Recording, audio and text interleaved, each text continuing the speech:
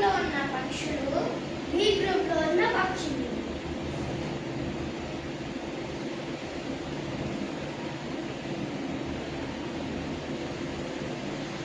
ఏ group లో ఉన్న పక్షులు గ్రూప్ లో ఉన్న పక్షులతో ఇలా అంటున్నాయి.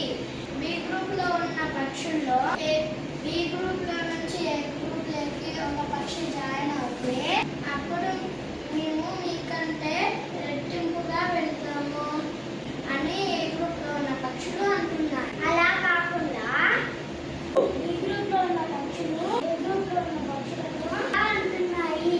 మీలో నుంచి మాలోకి ఒకరు వచ్చి జాయిన్ అవ్వండి, మీరు ఈక్వల్ గా వెళ్తాము. ఇప్పుడు చెప్పండి ఫ్రెండ్స్, ఏ గ్రూప్ లో ఎన్ని పక్షులు ఎగురుతున్నాయి, బి గ్రూప్ లో ఎన్ని పక్షులు ఎగురుతున్నాయి? మీలో ఎంతమంది కరెక్ట్ సమాధానం చెప్తారో చూద్దాం. క్వశ్చన్ ఇంకొకసారి రిపీట్ చేస్తున్నాము, శ్రద్ధగా వినండి. ఆకాశంలో రెండు గ్రూపులుగా పక్షులు ఎగురుతూ వెళ్తున్నాయి. ఒకటి బి గ్రూప్, ఏ గ్రూప్ అనుకుందాం, ఒకటి బి గ్రూప్ అనుకుందాం.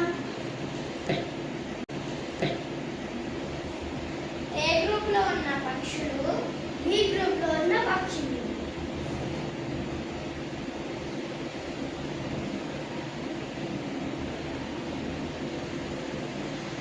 ఏ గ్రూప్ లో ఉన్న పక్షులు గ్రూప్ లో ఉన్న పక్షులతో ఇలా అంటున్నాయి.